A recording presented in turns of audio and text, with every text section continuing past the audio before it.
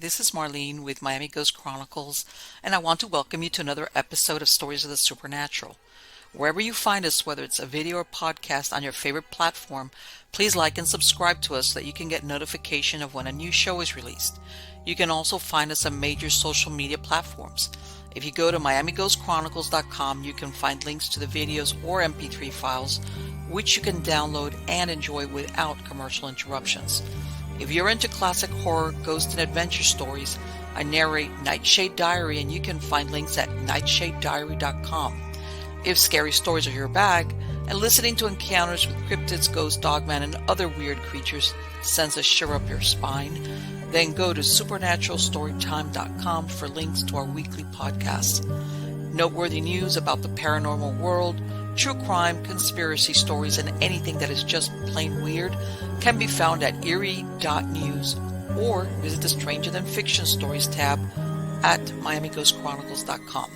Please subscribe to my newsletter on Substack. Just go to mppellicer.com for a link. I want to thank you for being part of my audience, and I think you are all wonderful. Hi, how's everybody doing? Good. I'm doing good. Yeah. Getting ready to, I'm going to give myself away. I'm going to a very vanilla concert for Johnny Mathis. Everybody's like, what? He's still alive? Yeah. Believe it or not, I like to sometimes go listen. I like rock. I like that, but every once in a while, I like those singers that were famous for ballads, and God knows Johnny Mathis is one of them. And it's one of those things that you're like, I can't wait for next year because he might not be here next year. He must be, I don't want to kill off the entertainer, but same thing. A couple of weeks ago, I went to see Willie Nelson. Same thing. I was like, you know what? Let's go see him this year.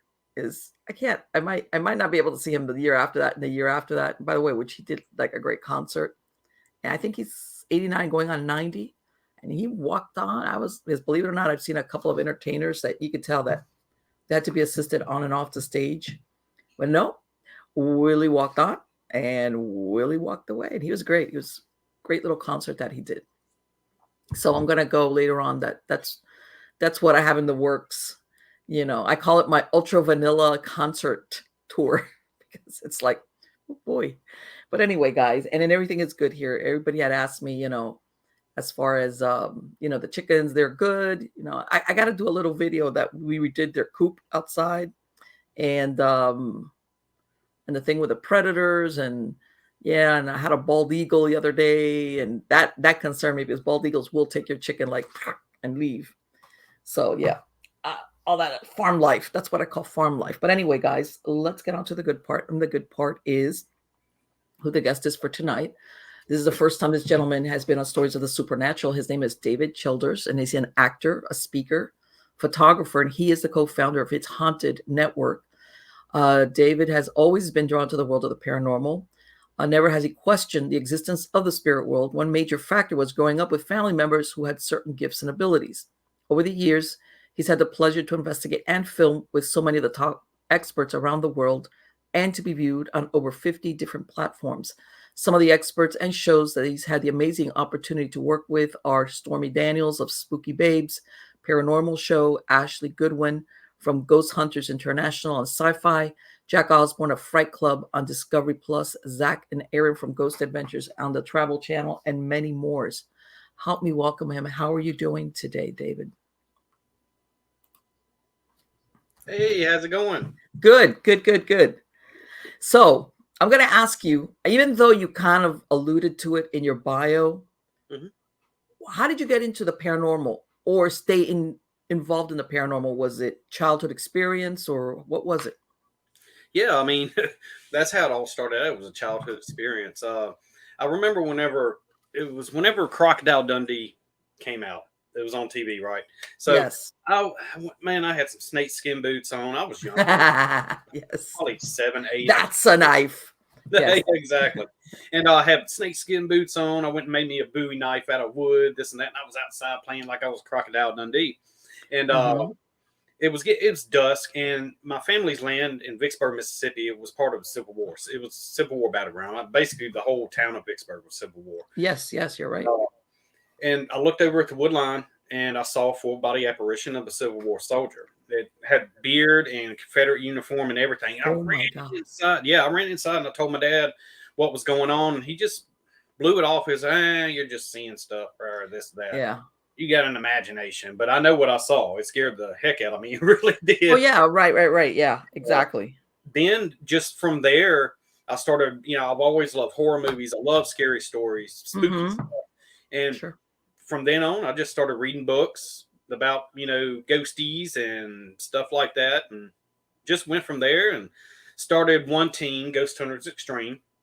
Started Okay. that. It was just three guys. We saw the hype. It was whenever, the paranormal shows just coming on, one paranormal show came on TV and there were a lot of them on the internet. We're like, let's go try this thing, So we had a FLIR camera, a voice recorder. It was an analog voice recorder, Right. and just a digital camera, a big old Sony digital camera. We went Right. out. Basically, we went to one location. It was a church. We went to a cemetery, and we were asking questions. And we had a Class A EVP come back of a female, and I was like, "Yes, three guys out there. Okay, Yeah. look now, this something's going on with this." So Mm-hmm. just over the years, I ended up after that, everybody split apart. I started True Seekers Paranormal Research and Investigations. Then after that, end up getting with Spars Paranormal, and we created Delta Port Paranormal Project, which was like 100 members strong.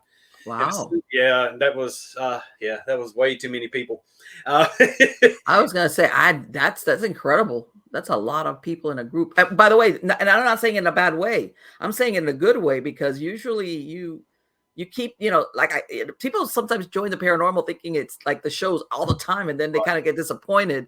So that you had that many members is great. Yeah, it was totally insane. Then after that, I ended up starting Mississippi Paranormal Research Institute. Okay. That was going on for a long time, and whenever I moved up here to New Hampshire from Mississippi, I just completely just went solo. Don't have to worry about any drama or anything like that. Yes, paradrama, So, right. yeah, so I just went solo and just investigate with a lot of great people up in this area now. Yes. I did that. That's how I started. I worked with a research foundation that just covered the entire state of Florida. Mm-hmm. And, they would throw stuff. It was like down in South Florida, they would contact me, or if they were, because I was really good. Like that last moment somebody begged out, "Hey, Marlene, would you be willing to drive a couple of hours and help us out?" But it was something exactly. I preferred being with a freelancer. Mm-hmm. And you get to work also with a lot of different groups and different people, and you network and stuff like that. So I get it. I know exactly what you mean. Yep. And that, because see, that's the thing. You talk to a lot of people that get interested in this when they're teenagers, and then they grow up and go, "Oh, forget it." It's only the hardcore people or the people that have really had an experience. Yeah. That kind of say, "Man, I know there's something there. I know it. It's not like I'm trying to convince anybody." And then you do something with it. Yeah. So obviously now you had these paranormal groups, and then what happened from there? You started going into filming it, or what? Well, I mean, whenever I was back in part of True Seekers Paranormal, whenever I created that group, I mean, I think I filmed one time. That was my first ever experience being on TV. It was on A&E. It was called, yeah, I know y'all remember it, My Ghost Story. Oh my God, yes. Yes, that was like my first one. And I just fell in love with it, and it just went on from there. I mean, it just snowballed. I mean, it was just insane. Been on multiple, luckily, had the pleasure of being on multiple television shows, and over the years, actually, I'll be filming for one next week. It's a brand new show. So what's the name of it? So, or can you say it? I'm not going to make, okay. All right. Well, you know what? And I think the format, because I've been on a couple, I've been on Paranormal Survivor and Haunted Hospitals myself. Yeah. Mm-hmm. And I think that format of where you had the person retelling the story, and of course they would have somebody act out that part. I think that storytelling part is very captivating for audiences versus you see a team. Yeah, that's great. But when you have, like, I'm going to say ordinary people living their lives, and then they have this experience, the audience is going, "Hey, that could be me." It was like, what? You move into the old house, or not in the old house, or I went here, I went there, something followed me home. Yeah, that Yeah, format I think is great. yeah, and I love that group of people. They're amazing. I was blessed to help them out. Try to doing casting calls, this and that. Producer Hmm. Tobin, he's a real good guy. And yeah, that whole Bristol Global Media is Yeah, work. so every once in a while I'll get casting calls like help us find somebody that fits this theme, Right. you Yeah. know. And I just got one like maybe a month ago, and I reached out to some people, and it's like, okay, sorry, can't help you out because sometimes they want a certain scenario. How's that? Right. Based on the show. Yeah. Um, Well, I mean, you probably know which show I'm talking about then, but we can say it off the air. But yes, okay. yeah, Uh, it's one of those things where because I have thrown them, sometimes a lot of leads, like you said, yeah. like, yeah, I think this person might be able to help you, contact them, like hook up and you take it. And yeah, a couple of times Yeah. it's worked out. And see, the cool Um, thing with the, like you said about the format of these shows, I mean, it gives people a chance to tell their story. yes, And it could be somebody out there that has the same experience and they don't know, they dealt with it and they were able to resolve it. But this person that's telling their story now, they're like, they don't know how to resolve it, how to, help, get help or something like that. And right. it's definitely a good outreach. Well, I think that, it depends on, some people, especially if they feel isolated and I know that you see a program and you'll say, man, that sounds like me. And, you actually, sometimes people are like afraid to come out with their experiences Yeah. because either people are going to think they're crazy or maybe even their family are going to blow back and they just keep it to themselves. And sometimes they see a program and they're like, hey, you know what? Well, there's a group, I can actually talk to somebody about this. Is not going to look at me and give me a weird look. Like, what's wrong with you? Yeah. Um, I think that, besides the scare factor, obviously a lot of people watch it Mhm. for the scare factor as in, wow, that's happening to them. That's great. I've never had that experience. Or in some cases, a cautionary tale. I'm sure you've had I don't know if you've had that experience personally where people go some places to investigate. And what's there is kind of a little bit on the darker side or weirder. And they actually get something that comes home with them. Right. Yeah. And maybe they were just legend tripping. They weren't even doing a paranormal, any investigation. They were just out there just to, hey, I'm here. Hmm. And then they start having weird stuff happen at home. Yep. Have you had that personally happen to you? I've had a couple of attachments in the past. Yeah, Yes. absolutely. I mean, that was actually 911, paranormal 911. That was my first one. That was whenever Okay. I was a firefighter. Mhm. Had an attachment of a little girl following me home from a wreck scene. Oh, wow. Yeah, I think it's season one, episode 6, the chapel, I believe. That was Okay. the first one, and then the second one was on haunted hospitals. That was season 2, episode 13. Right. That was the worst one. That it was at Kuhn State Hospital is where I got that from. It's the old abandoned hospital Uh-huh. back in the day. That was definitely intense. I mean, it got to where it got so bad that that non-human entity, Oh, it was a basically, non-human? Oh, yeah, it was boy. non-human. It basically just took me over. And before it was all over with, it was thoughts of suicide and all that at the hospital. I Yes. mean, it was intense. You'd have to watch the episode to get the full story on it. Okay. It's it, it's actually it's what I talk about a lot whenever I'm at these cons or Right. air cons and stuff. That's I'll talk about my experience and what happened to me during that time as an Sure. investigator and getting that attachment. I mean, because you never know what you're going to get at these locations. Even Oh, being a no, no, no. weekend Absolutely. warrior back in the day, we used to go out. That's how we done it. We went out and we just did it. Right. And you didn't think like, oh, whatever. It's a dead person running around or whatever. We didn't It's know. what it is. Yeah, I know exactly. And we didn't even. Except sometimes it's more than that. Yep, true. Yep, and it's dangerous. It really is. So it's best to. That's what I tell people all the time. Try to find a credible team in your area. Tag along with them. Learn Yeah. some stuff, and then you can break away and do your own thing. Yes. Yes. I've had a lot of people. There was one guest I had. She says at the very beginning, when she was doing investigations, she said that she was in Minnesota, Michigan. Okay. Well, anyway, she went to one of these, the areas where they have the old mansions, turn of the centuries that have come apart and people are basically redoing them. And she said that she had gone along with a friend of hers. It was like two of them. I didn't know anything of anything. And supposedly it was haunted by a so-called ghost. Somebody had lived there for whatever.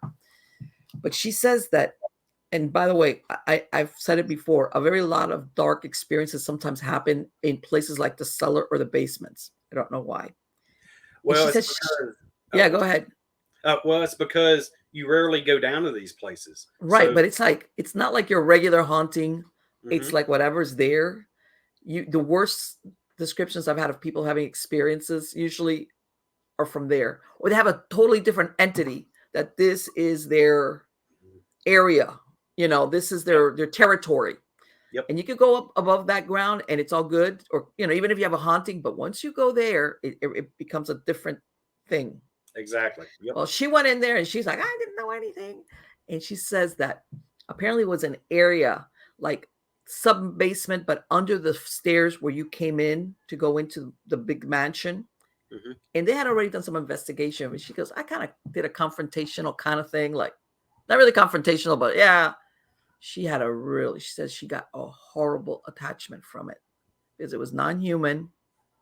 And what people don't understand is when you got a non-human entity that you confront, you're basically giving it an invitation. Yep. Yep. And she says that it took her, she had to bring in like everybody she could to help her get rid of it.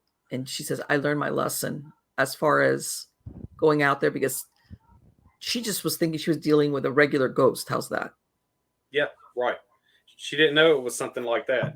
Exactly, which is what you were saying. It's like a cautionary tale sometimes when you see the programs. Some people think, oh, maybe it's overdone. And it's like, sometimes, yeah, but a lot of times it's more accurate than you think as far as if you don't know what you're doing. How's that? Right. Yeah. And it's different kind of energies. It's different kind of manifestations. I mean, Yes. you really don't know. I mean, it's not just a human spirit, it's definitely, I mean, there's so many energies out there. I mean, hell, you can create your own haunting.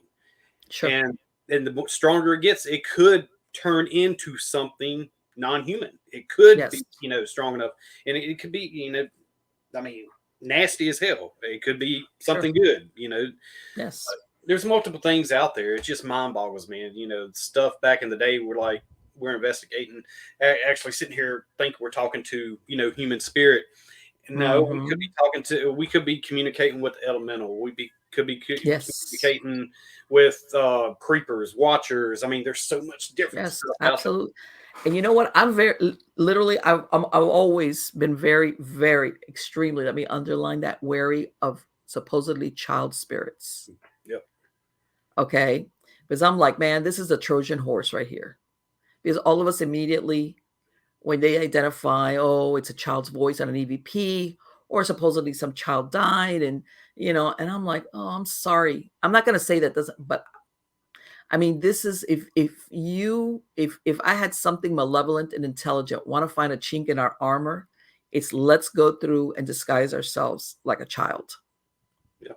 Because people, hey, you're thinking, no, as a kid, and you know what? It's not the first time either that I've spoken to people who have sighted a child. In other words, they've seen a little kid or either full blown or running across or, something that you can tell by the height. And they get into this idea that it's a child. And later on, they've seen it morph figure wise into something much taller or bigger. Yep. And they're like, oh, what? Exactly. In other words, yes. It's going to try to whatever you can relate to where it could communicate with you, or either that just scare the hell out of you, because a lot of manifestations out there, they just feed off fear, like watchers. I call them watchers. They feed off of fear, Yes. So that makes them a lot stronger. Yes, and people don't realize that of all the energies, I think that it will feed it. That negative, like raw fear kind of deal. Yeah. Is how it works. And I don't know, people think sometimes that it's like, the Hollywood version where you have stuff flying around. I go, sometimes they're more subtle. You start having bad nightmares, in other words, cut you off from being able to sleep well, yes. Let's say you're sleeping and then all of a sudden you start hearing noises out in the rest of the house and it breaks up your sleep pattern. Yep. And that'll deteriorate a person really quick, not getting sleep or like being able to sleep for a few hours continuous. Believe me, I know because I'm going through that right now. Okay, you got it. Okay, let's talk about that. I can't tell the story though because it's going to be on the show. Oh my but, God. but I can say that yeah, it is draining 100%. Right. I mean, imagine just every night going to bed, waking up 1, 2, 3, 4 o'clock off and on because you feel like somebody's staring at you, you know. Okay. And it's hard. It totally is. It will wear you down in a heartbeat. And Yes, it does. and especially whenever it goes on, for a long period of time. And the bad thing is, in my experience, my case right here that's going on right now is still can't figure out what it is or who it is. Really? How long has it been going on for? About a You year. can say. About a year. A year? Yeah. So, yeah, and it's none of my objects. None of my objects I have. I was gonna say what because sometimes By the way, I'm glad you mentioned because there's sometimes things start happening, especially in a place they've lived for, and they never backtrack. And then when you start going back with them, they'll realize what's the triggering event or item or whatever or visit that they're like, wait, you're right. After XYZ is when little things started to happen. Mm-hmm. Yep. A year is a long time, David. Oh, I know. It's all right. I got one of my friends coming up here, Connie Conan. She's going to come up here and she's also a shaman and stuff like that. So she's going to come up here and she's going to, cleanse the whole place for me. I've had it done before and it really didn't do anything. So Connie said, she's going to use the shaman way to do it. And, well, you had it done with what, like a Judeo-Christian? Yeah, like a blessing. I've done it myself. Yeah, I've done it myself. Okay. So okay, but everything would die down just a little bit, but then it just goes back. I've heard that so often. And well, I'm not going to get into that because I don't want to give too much story. But she's gonna come up here and she's gonna help me and stuff and try to get this place taken care of. And I know it's none of the objects that I have in here. I have objects that have attachments or whatever that are haunted, I guess you would say. And I mean, they're all fine. They're all good. Like Lilith, of course, it's a doll, but it came from the Haunted Doll Museum. She was actually on Ghost Adventures. Whenever I filmed with them, you could see her in the background. It came from the Haunted Doll Museum there, but she's awesome. I mean, really, I feel like she's just protects me. And how long have you had her? Lilith, I've had Lilith for like 2.5 years. Okay, so forget it. She's been around for a while. Oh yeah, she's been around for a long time. That's one of my that's my girl. I wouldn't get rid of her at all. Let me ask. Okay, now I'm like, let me ask you. Could you have had anybody visiting your home that might have left something behind on purpose? Now, I have a pretty good idea what actually sort of sparked it up. Okay, all right. And basically, probably activity started showing up here whenever I. Oh, okay. Started. I'll be like, this is great. I was like, oh crap. Yeah, I'm 20. No, it's that's my friends Chris and Christina. And it's like, all of a sudden it was like, oh, it's making its presence known. We were just talking about the place being haunted, and then next thing you know, I hear the door, and I'm like, but it's like, man, this is really getting outrageous now. I know, right? And it always happens like that too. I start talking about it, and everything starts to spike up. So it's definitely interesting. But so anyway, you kind of have your suspicions as the origin, in other words. Yeah, absolutely, 100%. And I think it's going to be maybe two things. Both of them. One of them's ancient. Definitely, one of them's ancient, 100%. Right. And the other one is going to be human spirit. But I mean, she's good though. She's good. She just pops in every now and then, and it's like, hey. But the other one's the one that really tortured me. So yeah, that's the thing. It's like, yeah, you can hang out, but you can leave whenever you want. But the other ones that are not, they're not interested in leaving. Exactly, 100%. And let me ask you, is it just that feeling of getting watched, or have you had any bad dreams or anything? Where getting watched. There's a few more things that I really Okay. can't say because that Okay. that's going to So be it's basic. You know what? And for anybody if anybody's ever had a baby, they'll know what I'm talking about. Like start going for a few days where you have to wake up every a couple of hours. yeah. And let me tell and tell me what life is like as far as your endurance, because it just really does a number on you when you can't sleep straight through. Oh, I And know. even then, or if you fall asleep, you'll only fall asleep like a little bit, but you're always like waiting to hear or feel or something. You're almost on guard, so you really don't drop down into deep sleep. That'll wear you down too. And is Yeah. it only inside your house, or has it gone with you elsewhere? Or I don't want you to get away, or is it outside, or what? It's inside and out. Uh Yeah, it's inside and out. That's why I'm going with the ancient theory. That's what Connie was telling me. She was like, okay. that's what she was picking up on. So Oh, I was gonna ask. Well, I don't want to give away if she had gotten any insight from where she's at. Like, oh, this is what's. This is she has, what's. yeah, she has a pretty good idea of what it is. Okay. All So right. yeah, so whenever she comes up here, I'll let her do her thing and try to get rid of whatever it is. So let me ask you, what happened? Did it just build up? Like a year's a long time. Was it like it started off slow and then it picked up speed, kind of Oh deal? yeah, absolutely. It's got stronger and stronger. Wow.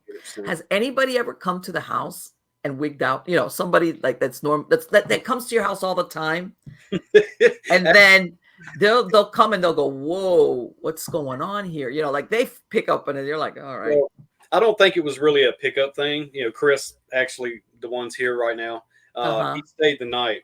Where did we come Okay. back from, Chris? What was that? Sleepy? No, Yeah, Sleepy Hollow. was it? No, what? No, it wasn't Sleepy. Yeah, it was. No, we went to Shanley. Okay, yeah, we went to Shanley, and he kept on trying to talk me into stopping by an antique shop. Like Okay. we went by 8 of them, and he was like, "Yeah, let's go, let's go." And I talked him out of it. On the way back, he talked me into it. So we swing by one. I went in there and picked up a creepy Santa Claus, and Okay. it was real creepy. It's didn't have a beard. It had a flesh colored beard. I don't know. It's so weird. Uh, Okay. but everything was fine. We didn't Uh-huh. really. Chris never said anything. He didn't think anything was going on here. He woke up the next morning and he looked up and there was Santa Claus just looking in his face. Oh, It yeah. wasn't He's like, paranormal, but that right there. I mean, he. it was like, yeah, I think you need to take that back. Yeah, old Saint Nick was giving him the stink eye. Yeah, exactly, 100%. So, It's like, but you other than know what? that, That's funny because I have seen stuff with a Santa Claus that it's like, man, that's disturbing. Whoever made that up, is like, what were we yeah, thinking of? exactly. Yeah. But we did. My friend Vicky Bentley came over, and we did an investigation here at the Hmm. house, and we got some interesting stuff. And after that, I got actually, Chris and a few more other people do a virtual investigation. So Okay. basically, what I did, it was live. I think it was on StreamYard, but we didn't do it live. But it was like 5 or 6 of them. They sit here. I let the camera rolling. I went to go investigate a place for about three, Okay. 4 hours. I came back and they were still investigating whenever I came back. I Okay. turned the screen around. I was like, "What y'all getting?" They said they heard disembodied voices. They saw one of the dolls moved.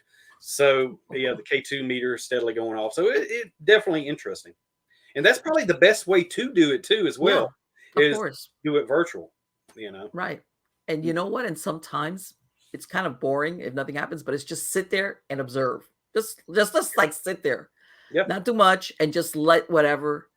And you know what's really funny though? I've heard though, and I don't know the people that you left behind, that sometimes you'll have items there that they're good with you, but then when a bunch of people sit in this is not their normal. Hey, you're not David. Right. Yep. Now then they start doing their own thing. It's just because it's not you. Like like a pet Yep. that when it's you, they're okay. If somebody new hangs out too long and you're gone, and they'll start almost, for lack of a better word, like activating, Yep. and you'll be like, "Oh, what happened here?" And it's like, "Oh, normally they don't do that." And it's so when you know what, and I've spoken to people that I've spoken to some exorcists where Mhm. they will say that certain items were done. In other words, it's not an attachment per se, as in a spirit attached to the item, but the items were done in a place where there was ritual sacrifices. Like I had Yeah. one lady I spoke to, she said there was a guy who was collecting, those ancient masks, like from different South and Central American. Here we go. Ah, geez. Okay, yeah, something like that. Sure. Like Hey, it's like everything in your apartment. Yeah, all everything right. in my apartment. It's just everything's just haunted.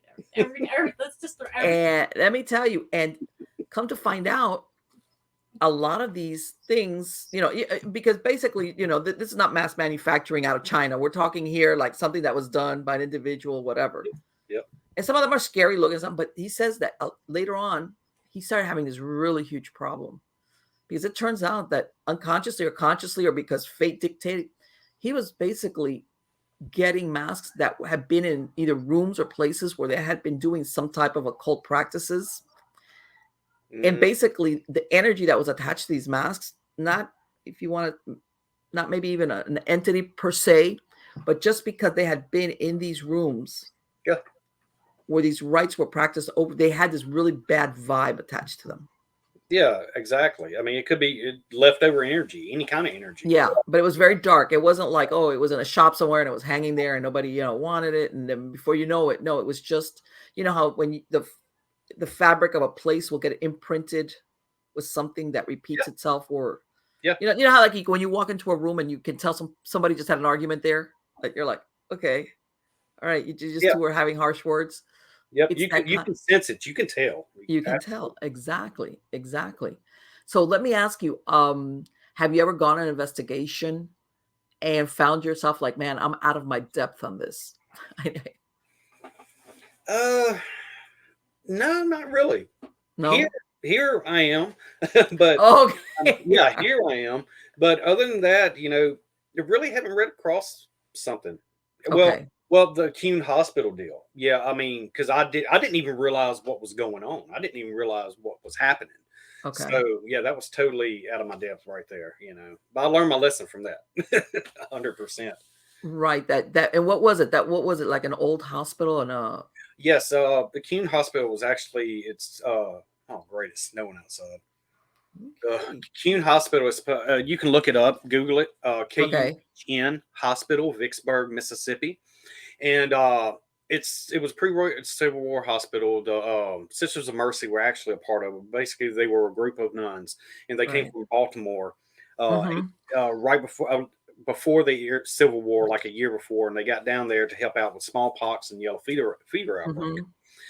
And it was also a psych ward. They were using shock treatment, all kind. It was insane asylum. It was all kinds of stuff, and this hospital was real cool. I had an aerial view of it because it was shaped like a cross. Right. Yeah, you can still find the pictures of it. It's torn down now. Thank God it's torn down. But it was just a lot of trauma that went on there. It really was. I mean, back then they had cut people's legs and amputate them and all that, and just throw them behind the building into a ditch. So yes, it was. And they people don't realize, like, that they had yellow fever outbreaks every once in a while, especially in the South. But in 1853, there was a very, very bad yellow fever outbreak. Yeah. That people, I mean, it like from New Orleans, all the southern states, they lost a lot of people. Let me ask you, have you come across, recently I wrote an article. This is over the University of Mississippi. That they were putting up some buildings. They were digging. They were going to either put up a new building or a new parking lot, or they were digging. Yep. And they came across all this mass graveyard. Yep, that was University Medical Center, I believe. Yes, it was. Exactly. And it was thousands of graves supposedly they found. Right, because originally, from what I understand, they were going first. They were going to do something like at the laundry area. I guess they have like a little laundry building. They were going to do something, and they dug up, but they only found like 40 something graves. Yeah. All right, and it was like not a big deal. It was like 40 something. So what they did was they disinterred them and they reburied them in the area, where people give their bodies over for science. The university has like a separate little cemetery where they bury these bodies once they're done with them. So they reinterred them. It was 40 something. And that was okay. Well, that's done. But now, like what you said, they started digging up, and there's a slew of it's thousands, hundreds of Yeah. people, and that at that time that was a mental.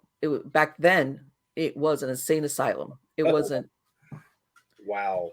Yes, I mean later on the university, what would make it into the university, but back then, from like you said, around like Civil War times or post Civil War up to like I want to say like 1935, it Yeah. was used strictly as an insane asylum. All right, That's interesting. and they, as a matter of fact, they've even and of course this was only be the burials that were like in the 20s and 30s where they're trying to do a DNA match. Yeah. People will say, hey, I know my great grandfather ended up in that asylum, and they're trying sometimes to hook up to see if they find him. And there was one story which was really interesting. Here's this one guy, this is the 1920s, out in Mississippi. I can't remember what the little town was. He's a moonshiner, okay? Oh, And really? he ends up, they kind of say, he was in a shootout. Bottom line, he ends up with only one arm, but he still plays the fiddle. All right. And around 1930, he has a run in. They're kind of not clear, but again, I think it had something to do with the moonshine thing. Oh yeah, this is bootlegging. prohibition. This is the times of prohibition. Yeah, bootlegging. Bootlegging, that kind of stuff. They kind of vague. He has a confrontation, but something happened there where all of a sudden he started getting paranoid, like really bad. Like that he couldn't sleep, was looking over his shoulder, to the point that his family ended up committing him to that asylum. What? Yes. He says that he got, I don't know. And he was not an older guy. He was like in his late 30s, early 40s, something like that. He wasn't like a really, but something happened where he says, and I'm thinking this had to be in the woods somewhere, maybe where there was a still. And after that, he kept looking over his shoulder, like, somebody that's been told we're going to get you kind of deal. Mm-hmm. And he couldn't handle it. And like about 18 months after he was in the asylum, he died. And, I wrote up on it. It's really interesting. I got a picture of him, and it's like, some of the people that ended up, they have these stories that in and of themselves are really interesting. But yeah, but what you were saying as far as the, some of these places, these hospitals have more to them than meets the eye. Oh, heck yeah. Absolutely 100%. I mean, there's so much trauma that went on there. There's so many mixed emotions that go on in hospitals. Yes. I mean, yes. No telling what kind of energy is in there, Sure, of course. And hey, if that's sometimes things made the paperback back then, a lot of things overcrowded, understaffed. And the truth is, a lot of the families were like, hey, I'm out of here. As a matter of fact, his that guy that I told you about, that his family had lived there. Mm-hmm. When he died, they couldn't get a hold of them because they had left to Arkansas. Oh. And he didn't leave a forwarding address, kind of deal. And it's almost like some of the families were like, in a way, I hate to say it, they were like, thanks for taking this really crazy person that we love, but it's really, we cannot handle it. Yeah. Take him off our hands, Right. Yeah. Yeah. Yeah. It's a lot of interesting stories attached to those places once you get to find out what was. Yeah. In other words, I guess what I'm saying is the history of it, like the personal history. Yeah. Yeah. Of the people that ended up there. And some really did need to be in there, by the way, in some of these asylums, but others were like, maybe you were just a peculiar kind of person and you ended up there. Yeah, absolutely. The cool thing, that's one of my favorite places to investigate is, old hospitals and asylums. Always been interested in that because, I mean, it's just cool looking. I mean, it really is, especially the ones that are gutted out and all that. So yes, there's a lot of history, and you know what? Unfortunately, a lot of them are being they're being torn down. Yeah. Yep. Because back then they used to build these things so huge that basically they were like a farm. Like, in other words, they were self-sustaining. Mm-hmm. So they would build them and basically farm on the land. And they're huge. And now they're like an eyesore because they would be too big to like make use of them. Is it like, are you talking about like a dairy farm or something like that where they are? Right. What they would do is, like, for example, up in New York and all these other places, like this is a lot of these hospitals were done like right after the Civil War. Okay. They were huge. They were huge, but they were complexes. And if you were an inmate and you weren't violent, they would give you work to do. And they would either have chickens, cows, they would plant. They were like self-sustaining because they would give them basically hundreds of acres for the asylum. But now let's say fast forward into more modern times where just little by little they started making laws like, hey, you're basically using the inmates like slave labor kind of deal. You can't do that. now they're so big that even if somebody was supposedly trying to come in there and renovate them, it's too difficult. What's the oh my God, what's the one in Kentucky, the asylum in Kentucky that everybody goes to? Oh, are you Not talking Rolling about Hills, Waverly? Waverly. Yeah, They, Waverly. oh, that was a good idea what they did with it, but a lot of times you know, it's unsafe, in other words, to send people into some of these places. That's why they get torn down. Yep, absolutely, 100%. I mean, a lot of them out there that aren't well known. That's the Sure. ones that get torn down, and you know, it is actually sort of a good thing Mhm. because if they're not maintained or anything, or people Sure. are going in there and They're doing very unsafe. investigations, this and that, yeah, they're dangerous, and plus you get a lot of drug dealers and this and that. Yes. You know, like what happened with Kuhn Hospital, there was a murder there. Really? And What happened? yeah, it was Sharon Wilson. She was 67 years old, I believe. Mm-hmm. She at the time I was caretaker of that Kuhn Hospital. Right. And she ended up getting kidnapped by Raphael McLeod. It was horrible. He ended up kidnapping her. He took her up to the hospital. I'm not going to get into full details. Just put it this way: she didn't make it out. Okay. They ended up catching him. Thank goodness, and he got what was coming to him. They put him in jail, Mm-hmm. and after he broke out of jail. Oh, there you go. Yeah, and he was like a full week. Vicksburg was like on lockdown because he was running around in Vicksburg somewhere. We ended up finding out he was in swamps downtown Vicksburg. Okay. And he ended up one morning going to a residence, Fort Hills, part of the military park, Vicksburg Military Park. And while the man went out there to check the mailbox, he held him hostage, went back inside, tied the wife and him up, and there was a 2-year-old baby there. No, I'm sorry, 2-month-old baby that was in the crib. He was in the shower, I guess, because all the mud and stuff being. Oh, here. Let's like, hold on. Let me go take a shower. Yeah, incredible. Exactly. And he tied him up. Well, the wife got loose and went and got the 45. The husband's 45 went in there and shot him. Husband got loose, went in there and unloaded a clip in his chest. There you go. He got what was coming to him. Oh, absolutely, absolutely. Yeah, he would end up killing all three of them. But see, that's what going back to these abandoned. Yeah, he might have come out of the shower and says no witnesses. I tell you what. I hope they got the reward money. Let me ask you something. The lady that he killed was this a stranger to him, or was this somebody that he knew? 100%. It was a stranger. 100% stranger. Wow. Yeah, you can look at, like I said, just Google hospital, and it'll show all the stuff, and you'll be able. You know what?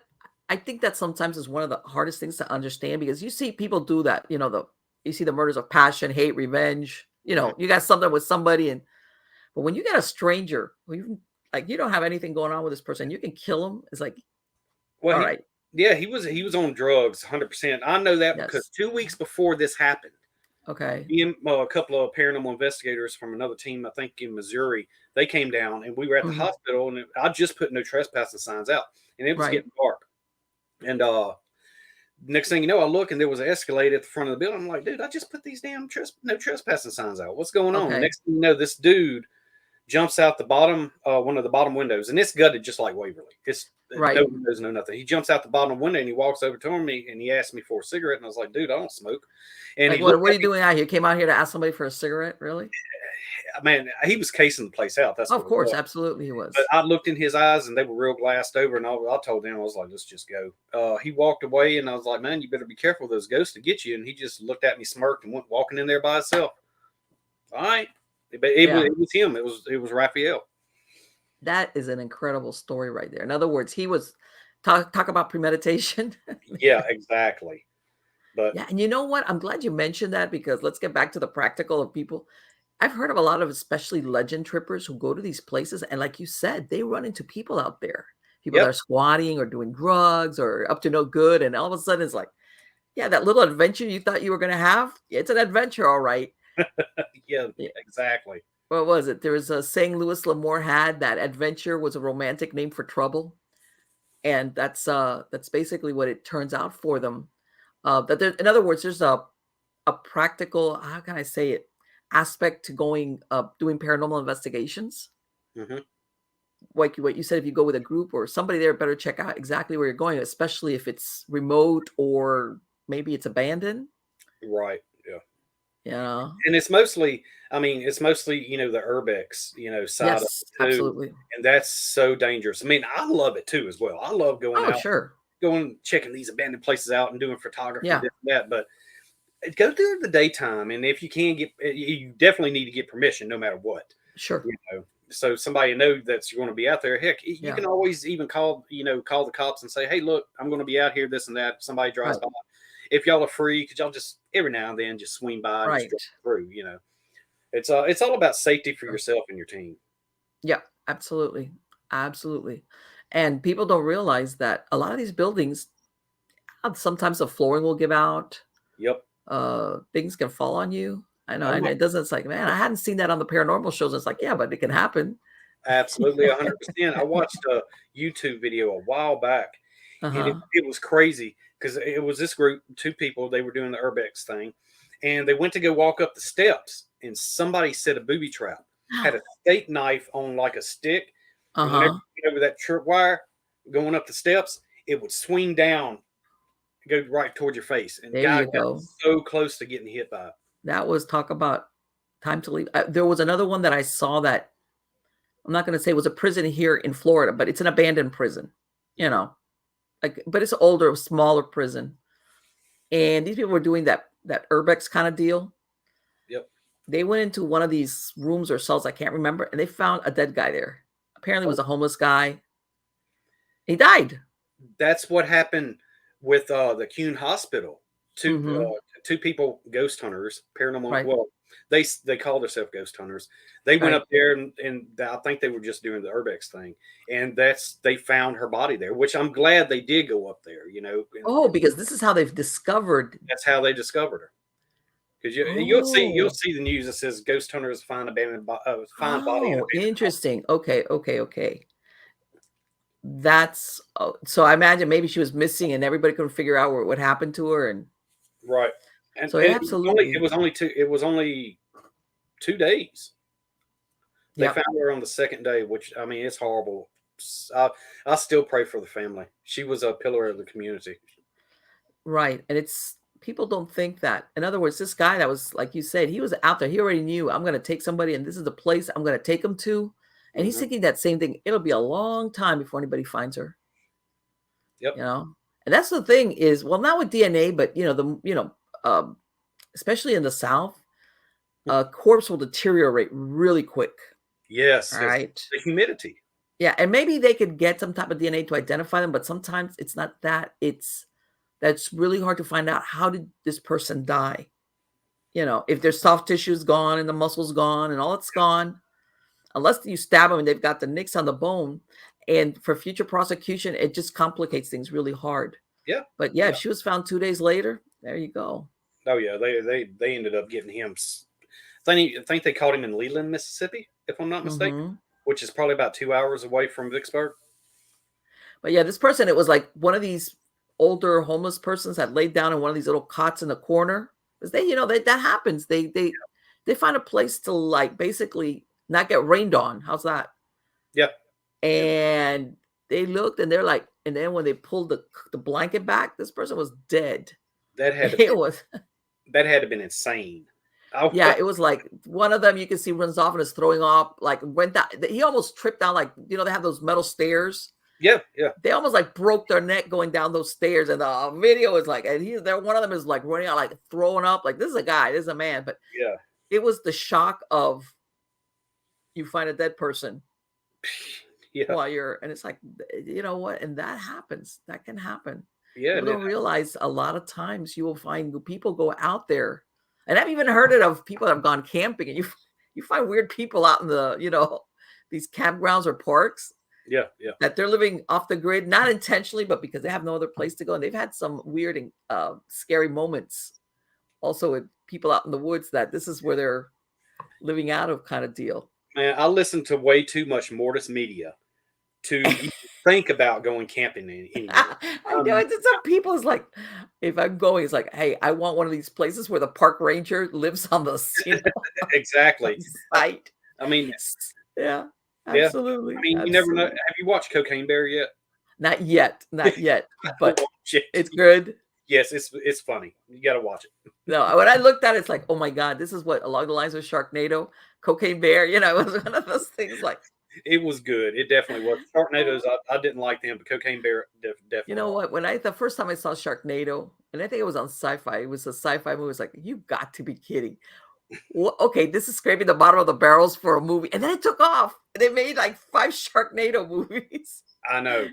It's incredible. Like, okay, somebody actually funded this project. Okay, but and how about let me ask you, have you, because I know you mentioned that you were in Mississippi and Vicksburg, and like you said, there's a lot of Civil War battlefields. Yeah. Have you had any experiences out there while you've been on battlefields? Well, I mean, we investigated the Vicksburg Military Park during the daytime because the nighttime they want to charge $150 an hour. You know, because yeah, they have to pay the park ranger. They got to pay them overtime to be there. I had heard of this. Okay. Yeah, so I went out there during the daytime, got some interesting stuff, but nothing really, blows your mind. Right. But I'm sure if you went out there during the nighttime, probably could. I've seen so much stuff at Gettysburg, the battleground there, of people investigating that. Oh, yes. And they've got some cool stuff. Yes, yes. You know what? I had heard of this. I had another paranormal investigator. This was a few years back out of California. Same thing. It was a historical site. And she's like, well, we're debating it because we got to pay X amount. And I'm like, what for? And she's like, well, because they hire somebody to basically be there. Yeah. In case you like do something stupid or you hurt yourself. And I'm like, okay, so much for that. But Gettysburg is really interesting. It's really funny. One time I was out in Gettysburg. It was like nighttime. And, I haven't been there in a couple of years, but you know that it kind of like locks down pretty early. Yeah. So we went over to like a 7-Eleven, kind of those little quick shop things. Mm-hmm. And I see these people, they're in like this little van. And I'm like, those are ghost hunters. Sure enough, they were ghost hunters. I wasn't doing ghost hunting. And I said, where are you guys going? And they're telling me about this bridge out there. Yep. Which is kind of the urban myth where supposedly it's like a crying where the lady, what is it? Either killed her baby, the baby fell, she threw the baby, one of those deals. Suicide Bridge. Yeah. Oh, Suicide Bridge? I don't think it was Suicide Bridge. Sachs Bridge? Maybe. The haunting is attached to a lady and a baby kind of deal. Interesting. So I said, and they're like, you want to come along? Because I was telling them I did paranormal. I'm not doing one now, but it's like, okay, in the middle of Gettysburg, why not? Absolutely. Sure. So we drive out there, and it's one of these what's left. It's still a wooden bridge out there, by the way. And I was like, okay, you guys, I'll wait out here. I'm not about to drive on the wooden bridge and end up down there. Next thing you know, no, it was very dark. And of course, there's no ambient light out there. It was dark. Yeah. So I'm sitting like further off. I just stayed in my vehicle, like looking at them. I say, well, scream if you need help. They're looking at me like, thanks, lady. I was with my husband, and he's looking at me because he's like, you're very encouraging, aren't you? And I was like, oh, whatever. They're doing, So they drive out there, and they just stopped, turn everything off in the middle of the bridge. And yeah, they kind of went out there, and this is the thing, when you have water movement, sometimes that's hard. It throws you off if you're trying to do any type of EVP. Yes, absolutely. It's a problem. So they weren't out there, and then they came back, and they're like, I said, look, guys, you might have picked up something and you didn't hear, but that water is going to be a problem.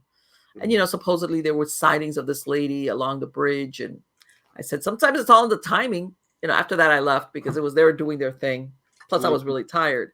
Mm-hmm. But yeah, in Gettysburg, there's a lot of, and I'm going to tell you another little story. Even though I'm interviewing you, I'll go ahead and give you a Gettysburg story. One of the times I'm going there, I went and we stayed there's a little motel that's right across the street from the Union Cemetery. Mm-hmm. All right. It's a little 1-story motel. It's been there a long time. Mm-hmm. So we roll in like at the end of the day. We drove straight from Florida and we came into Gettysburg. One of those deals where you just like pull in, get the key, because this is how old it was. Where they still have keys instead of the. Oh yeah, the card. This was a while back. This was over 10 years ago. Oh, okay, yeah. So, and it's so funny. This is a typical motel room, a big room, and then off to this, you got your vanity and the separate bathroom area. Mhm. And I'm like, I was tired. And my husband we were going out there. He was a police officer, and he's like very no nonsense, right? He's like doesn't believe in this, but I'm dragging him along. Yeah. So he gets the next morning. I have this really weird dream, by the way. I have this dream where I see a lady, those people that clean the bedrooms, the rooms that push along those little carts full of all their things. Yeah. I'm having this really weird dream where I see this lady. She's Hispanic looking. She comes out like a cloud, and she comes with pushing this little cart. Mhm. She like bends over me, and like I'm in the bed, like, but it's a dream. And she's looking at me, and she like looks at me, nods her head, and just like sucks back. Okay, the next morning I wake up. My husband's like giving me a stick. I was like, "What's wrong?" He goes, "You were sleeping like that, Dad. Didn't you hear that?" I'm like, "Hear what?" He's telling me that all night long somebody was doing like this on the toilet. Somebody was jerking the toilet, like making it flush. Somebody was flushing the toilet. Oh, I said, "Are you sure it wasn't gurgling? You know how sometimes toilets will gurgle?" Yeah. He's giving me that. I know it was being flushed. And I go, "Didn't you go and look?" And he goes, "No." And he was mad because I slept through this, of course, because I was really tired. So I said, "Okay," and he's like all upset because he was a non-believer, but kind of. So I said, "Why don't you go to the office?" And goes to the office, comes back, and I said, "What did they tell you?" He goes, "You're not going to believe it." And I'm like, "This is one of the most haunted rooms." "Really? Who?" And they go, "One of the people that used to work here." "Really? A lady?" It was one of those things where I hadn't told him what my dream was. I had Nice. no expectations of seeing the cleaning lady ghost. How's that? Because this is right across from the Union Cemetery that they had made for the soldiers. Yeah. None. Like I said, and he was so upset because of the bathroom, toilet flushing kind of deal. I bet you were upset too because you weren't able to get up and I was. see some evidence. When I woke up, I knew this dream there's something to it. I'd Yeah. never seen this lady. And if you're telling me I'm dreaming about soldiers, I'll get it because I'm in the middle of Gettysburg. But a cleaning lady with her cart, it's like in Gettysburg, like a modern. And I could tell, how when you see somebody, she had like a 1980s kind of look, Yeah. the way they're dressed and their hair kind of. And it's like, all right. And she's like looking at me like when one of those deals, like, they shake nod their head and like look at you, like examine you. And then she pulls right back with her little cart. But yeah, sometimes my point being that sometimes you go to these historic places and you encounter paranormal that are not the usual suspects because everybody goes to Gettysburg, obviously, for Civil War stuff. Right. Exactly. And you just never know through the years really what you're going to run across. Yep. Has that ever happened to you where you've gone expecting something and it's totally different when you get there? Yeah, I have. I mean, it wasn't, sitting here trying to investigate for, human spirit and end up being a different kind of manifestation. Okay. Like USS Salem, we have a lot of stuff that's happened to us there, like elemental wise. Really? Yeah. On a ship? Yeah, on the ship, elemental, a lot of shadow figures out there. Interesting. What do you think the source of the elemental is? Are we talking water? Oh, Or what? fire elemental, fire. Really? Yeah. Why? What happened? It's just multiple experiences out there that's done happen, and people just picked up on it. Me, I've never really noticed it. Uh-huh. I've always, saw the shadow figures and just crazy, equipment and stuff going off. But it's Okay. been multiple, mediums that's been out there and have picked up on a fire elemental there. And I was like, okay, Wow. So Were there any fires ever on this ship, like or anything, or what? I'm just trying to like. I think there was a fire there a while back, wasn't it? During the haunted house. No, yep. Yeah, it was. Or even when it was in use, because sometimes you hear of some of these ships that No, Okay. I don't think it was whenever it was in use because I think Mhm. it was just a hospital. It was Rescue ships. used as a hospital. But whenever they held a haunted house, there was a fire that happened there, and they couldn't figure out how it happened. That's interesting. That's very interesting. Yeah, Yep. like I said, sometimes what you get, is not what you expect. Yep. And Definitely. sometimes that makes for very case in point, when you haven't experienced somebody, it's better to have somebody's experience. Have you ever, as a group, David, gone to a place that you said, this is, I'm not going to say out of a death, but where you've backed out your team because you think this is not what I expected, or I need to come back with different set of people because it's darker than what I thought? Yeah, that was at Rocky Springs Cemetery. Uh, I know we don't have that much time. I'll go ahead and spit this out real Yes, quick. go ahead. Um, well, Rocky Springs. Well, actually, not the cemetery, but the town. It was an old town, and it was. I think it had like 500 people in there, or something like that. But Mm-hmm. people started getting sick. They started getting yellow fever, and even kids and all that started dying off, and the town just went, just extinct. Then everything started eroding, this and that. It's a crazy story about it. It really is. But Rocky Springs, we went out there and we were investigating. We were on one of the main trails where some of the houses and the bank and stuff was. Mm-hmm. And it was a full moon that night.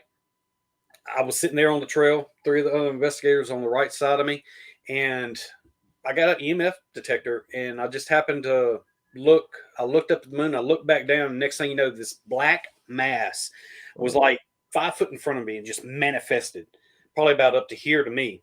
Uh-huh. Dropped my stuff. I'm like, oh crap! And right after that happened, it just disappeared. The girl, one of the girls beside me, they saw it too, and she started just bawling. Because Yeah. I told them, do not run. Whatever you do, you can get hurt. Yeah. Well, after that happened, we started hearing footsteps behind us, on the leaves, crunching. Mm-hmm. Footsteps in front of us. Hold on one sec. I don't know Don't worry about what happened with that. But anyway, we heard footsteps in front of us, behind us, and it got closer and closer, and it sounded like multiple footsteps. And I'm sitting here thinking, what happens whenever all this energy gets close to me? I mean, right. what could happen? But anyway, I cut it short, and I hauled ass out of there, and I told him, I was like, I'm not going back here. I haven't been back there to this day. So you got your feeling, what is it? That spidey sense told you, Oh yeah, it's time to get out of here. Get the hell out. And we did. But that place, I wasn't expecting that, and I really do think it was a dark energy there. Sure. And you know what? And then and the last note, because I know that a lot of this is for the paranormal investigators, that sometimes go in, or even legend trippers, into cemeteries. Mm-hmm. I tell them because I've seen this, I've run across this a lot, where people don't realize that a lot of times what you find there is not the dead, what you would think, the dead people that are buried there. These cemeteries are sometimes used for invocations from these occult rites, and they open portals, they summon things, they do. And sometimes that's why people, you go to a cemetery and you think, well, what's the worst that can happen? Some of the things that are done or thrown, I've seen ritual items left in cemeteries, or places where you've seen that they've been doing something. And that's something that people have to be careful of. Well, we were talking originally about getting a dark attachment. Yeah. And people don't realize that, you could, it could be, that could be the source. Yep, 100%. I mean, look at Cemetery 2 in New Orleans. Oh, well, you know what? And it's really funny because that now, from what I understand, you have to pay to go into the cemeteries. Yeah, you do. Whereas once upon a time, you could just like stroll along. Well, how much is it? $15. Yeah, no, it's not cheap. It's not like, oh, a buck a head. No. Who was it? Somebody went there not too long ago, and they were innocently, and they were like, and they also very careful about you. Like, in other words, if you went in there, let's say you paid the $15 and you wanted to live stream or pick up, that they kind of get that you're trying to produce something, they're not going to let you. Oh yeah, they'll cut it off real quick. Yeah, they'll cut you off. So yeah, everybody's trying to cash in on the paranormal thing, but there's plenty of places. Let me tell you something. Sometimes the most unlikely place is really haunted, and the ones that have a bad reputation, if they were ever haunted, the spirits are like, I'm out of here, man. I'm tired of this. Exactly. And all they've got is just a reputation. That's the only thing that you're going to find there. Yep. So, David, because for my podcast listeners, what is the best place that they can find you? Just get on Facebook, look for David Childers, Google David Childers Ghost Hunter. Check out also It's Haunted Network. It's on Facebook. Actually, me and Chris are co-founders of it, and us three, Christina, Chris, me, and yeah, we actually have a show. We had a show on there, and we every now and then we'll do it. Okay. That's probably the best place. TikTok, David Childers Paranormal Addict. Check that out too. It's where we have a lot of our crazy ghosty adventures and some cool evidence that we picked up. Let me ask you, do you have any events coming up? And I know a lot of people say, but believe it or not, this is prep time for Halloween, Let for me get my events. list. Uh, Yeah, of course. all right, let me get my list real quick. So far, give me a second. Okay, let's see. Event wise, we have actually doing an event tonight. Chris is hosting an Really? event. Yeah, and we're getting ready to investigate Murdoch, Whitney, and Isaac Moore's house. That's why they're over here. They were like, "Hey, we can come by and see you." Right down the road. So we're going to do an investigation there tonight. Okay. Let's see. April 1st, we're going to have an event in Salem, Lucky Balcamino, and I'm one of the guests there. Let's see. April 20th, we have Penhurst Asylum in Fort Mifflin. Okay. Penhurst is sold out. Fort Mifflin Let me still. tell you, that Penhurst, that's a scary place. Oh, I love it. I love it. Penhurst is oof, that energy there must be like what? No, it's insane. We got some cool Mhm. evidence. It's actually on my TikTok. Okay. Fort Mifflin still got 3 tickets left. You won't get on my page, inbox me or Okay. whatever. I can give you the information. Let's Okay. see. We got May 6th in Salem event. Me and Stormy is throwing on an event there. I'm a guest there as well. Okay. Wilson Castle, May 26th is an event. June 3rd, Wilson Castle actually is sold out. Sorry about that. Okay. And June 17th, Isaac Moore's house. July 1st, USS Salem. July 8th, Hell House, Gettysburg Bash on July 14th. Y'all got to check out Gettysburg Bash if you haven't been to it. It Yeah, is that's right there on the anniversary of Gettysburg, right? Am I wrong? yes. Well, I I don't know know. it's in that July date. I'm not It might be. exactly. It might be. It might be. Yes. Okay. That's a big paranormal event. Yes. Definitely Yes. check that out. Mhm. July 1st, USS Salem. July 8th, Hell House. Let's see. Sleepy Hollow Paracon is going to be on September 16th. That's in, Sleepy Hollow. Who would Sleepy not Hollow. want to go to a Paracon in Of Sleepy course. Hollow, New York? Of all places, Sleepy Hollow. That's Absolutely. another big one that's out there too as well. And actually, Chris is the one putting it on. That's So, great. yep, make sure y'all check it out. Let me tell you something. That's one of my favorite movies. Is the Sleepy Hollow, the one with Johnny Depp of all the incarnations. That's like my favorite version. That's one of my favorite Me movies. too. I love it. Yes. She's over here getting excited. Me too. Me too. Me too. Yes. I mean, the atmosphere. Tim Burton really nailed that one on Yes. that movie. It was very good. Yep. But yeah, there's a lot of that dates back to revolutionary times, colonial times. So yeah, there's a lot of stuff going there. Yeah, well, thank you so much, David. It has been an absolute pleasure to speak to you. And I'm going to email you that show that they asked for a casting call on. It might be the one you're talking about. It might not be. And if it's not, well, there you go. All right, because I get them all the time, Right. and it's like, I know people, but my friends are gonna start looking weird at me, like, really? That's awesome. So Right. take care, and until next time. It's been wonderful to speak to you. Okay. All right, it's great speaking to you too, and I had a blast. Thank you. Yeah, likewise. We got to share. We got to come back and do some paranormal talk again. Absolutely. Paranormal chit chat. Absolutely, I'm totally game. All right, take care. Bye-bye. Bye bye.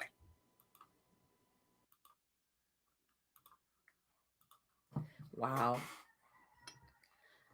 I love talking to him because he's been doing this for a long time. And it's really funny because, like I said, sometimes you go ghost hunting and you get what you want. And then sometimes you get nothing. And then other times you go and you get the unexpected, what you weren't prepping for. The what? Yeah. Hey, I heard there was a little girl ghost running around, and the next thing is you got a 10-foot shadow man walking. You get a visual, and that's like, what happened to the little girl ghost? So, and one of these days, I got to run somebody down on a guest so that we can talk about what I said about children ghosts. And the reason why I say this is God knows. I've interviewed, I've read, I've had experiences. I've interviewed people like personally with sightings of children ghosts. And some of them are kind of legit because of the way they're seen and there's an actual history. But I'm always very, very suspicious, very careful when, especially in the older places, where the signing is a child, and we're going to leave this for the kid and that for the kid, and everybody's all, oh. I was like, yeah, all right, but I'd rather, how's this? An entity that will take the trouble or has the ability to disguise itself as a child. In other words, it understands the psychology of, if I appear as myself, as what I am, there's no way, people are going to run screaming. But they know the human psychology of disguising itself as a child, which will immediately bring down whoever it is, their guard. If you run across something, an entity that has that, the maliciousness, the wherewithal to plan that, you've got a very intelligent, very dark haunting. Yeah. Yes, you do. And those are the ones that become real problems. But let's face it, even most regular ghost spirits, whatever, I want to say with ghosts, if they're human, this is human, they'll appear like what they were. An old man, a young woman. Sometimes they're scary because sometimes you will have a sighting. Some of them appear in their death state. In other words, some of them look like if they were in an accident or in a fire, or if there was some traumatic death. They'll appear that way, and that's pretty intense. And then others will look like what they look like when they were alive, maybe old. I've heard of some sightings that, even though they're not like scarred, but you could tell that what you're looking at is a corpse, right? Hollowed out cheeks. Maybe even the eyes are gone, and what you've got is basically a black circle, and even some of them will, I've heard of people having sightings where it's basically what this person might look like if in their coffin. I'm not going to say pieces of meat are hanging out, but you could tell they're desiccated. That I've seen. But when you get, but you see, they come around as what they are, whatever they are. When you see something that wants to and has the ability to disguise itself, that's a big problem, big huge problem. And case in point, and I got to get back to him and find out who or watch the show that's going to come out. Who's the culprit that he's got running around in his house for a year? All right. And like I said, I had done investigations, like I said, throughout the years, where I had different groups, and sometimes some of us like lived far away, but we would get together for this one investigation. We would stay in touch, and all of us at some point or others, we had hangers on. But let me explain. These hangers on, like I said, when you do this kind of work for a while, you become sensitive. If you're not out and out psychic, you develop something, and all these spirits kind of like, no, there's a good chance that this person might be able to see me, or there's affinity, you look like somebody they know, or whatever. And I've had where people will say, you know what, I've had this spirit, I can feel it, I can sense it, but after 2 or 3 days, they're out of there. If you've got good protection and you do not engage with them. In other words, there's nothing at your house is clear, and all of a sudden you're getting either the sightings or a little noise or the feeling of being watched, and it's like you ignore them. It's like, yeah. Or the most you could say is at the beginning is like, get out of here, you're dead, bye. And then that's it. No more communications, no EVPs, no Ouija planchette, nothing. You ignore them. Like kids, or like the panhandler that after a while they just walk away because you're not going to engage with them. You're not. That's happened to everybody. Everybody that's done paranormal work, they will have this experience. If there was something there, of course. And it's a tough thing to do when what you want to do is you want to engage it or get that thing. But this is the thing. It's different when you're at that location. Whereas once this thing has come and is at your house, everything changes. Because basically once you engage in that dialogue, you're laying out the welcome mat. It's like, oh, you can hear me. Oh, you can see me. And by this, I'm not saying it's anything malevolent. Because, again, contrary to what a lot of people think, there's a lot of what they call free floaters. These are spirits that are not tied down to a location. These are the ones that when people do investigations, they kind of get that it gets out like a bulletin. You know, there's going to be psychic people there, sensitive people, and they come around. They might have nothing to do with that location that you're investigating, nothing, and they come around hoping that somebody will be able to hear or see them. And since they're not really attached to that place, they come sometimes that just something about a certain person calls out to them, and they follow them home. And I've said this before, sometimes it's as easy as you're the one person in the team whose their defenses are down, as in you're tired, you're coming down with a cold, you're stressed out at work, or something stressful is going on, like a momentary thing. You know, it happens to everybody. You have moments where you're great, but then you have a few days, oh, I'm coming down with something, or I'm really stressed out at work, or I'm worried about something. You are the weak link in the chain for the team, and that's why they pick you. But again, and then let's fast forward, you're back home. You think you see something out of the corner of your eye. Because let's face it, after a while, everybody knows the hum or the rhythm of your house, of where you live, whatever it is, whether it's a room, an apartment, a house, whatever. You know what are the noises. That's the ebb and flow, depending on the time of day or night. And then you'll start maybe hearing something that's like, hey, wait a minute, that's not, what is that? Or maybe your animals are wigging out that normally they wouldn't. A bark, that kind of thing.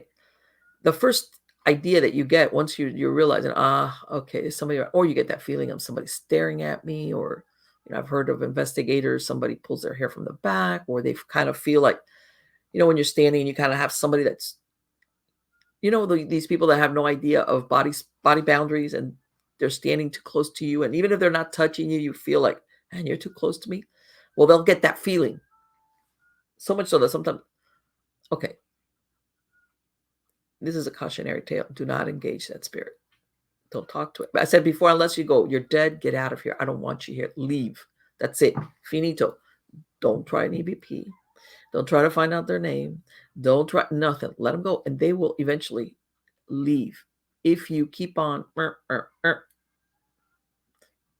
yeah, you might satisfy your curiosity, but that's not a good idea. It's not. It's not, because again, this is where you live. This is where you live.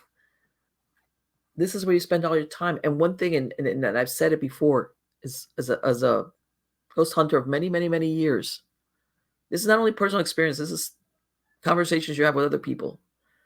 You have to have a really, really strong boundary between where you live, like as in where you sleep, and that work that you do, where, hey, because if not, it just wrecks your life. If you let it, it can. People go, boy, that you're dramatizing there a lot, aren't you? I'm not. Okay. And it's almost something like what David was describing, where it's incremental. It starts off really slow, and it's not a big deal. But if you've engaged in it and stays around, it starts to ramp up, and it will get darker. It's not like the movies that you see, like within 72 hours, plasma's coming off the wall, and, you're having sightings of this 10-foot. Sometimes it just builds up little by little by little, the shadow that you saw cross from one room to the other. Next thing you know, it's standing at the door of your room. Next thing you know, it's standing at the foot of your bed. Next thing you know, you feel something lying down next to you in bed. But that doesn't happen one night to the other. It could take weeks, months. And then, see, when that stuff happens, that's when it stops being fun. When paranormal investigations stop being fun. It's like, wait a minute. This is not what I thought. It's like, I don't want this to be happening. It's like, yeah. Oh, you mean that this is not like what you saw in the movie where somebody came and poof, did something, a ritual, and poof, it's gone. Or the TV shows where they roll in, they do the investigation, and then they pick up all their stuff and they're gone. And maybe in the middle of it, they might call maybe an exorcist or a demonologist or another ghost hunter, whoever they called, like, hey, we're gonna. But at the end of the day, all these people pick up all their crap and they leave. They're off to their next adventure, their next location. So some people, when they find themselves in those scenarios, they're like, hey, I never saw the show where 6 months later I have to deal with this. Something similar to what's happened to David, where he's calling in. Thankfully, he's got somebody who's going to come in there and give him a hand, because he knows what he's doing. He's not stupid. And he even said, I tried doing my own thing and it didn't work. Or like what he said, I love that. Where he said, yeah, it quieted down, but then it came back. Then it came back. And that will happen. I've talked about that. Sometimes when you do anything, it's not over. You have to keep doing whatever you did to keep whatever it is away, not trying to come back, away. Whether it's smudging, sprinkling of holy water. Like I said, I mentioned this the other day. There's an exorcist in the Catholic Church. His name is Father Ripperger. It's real.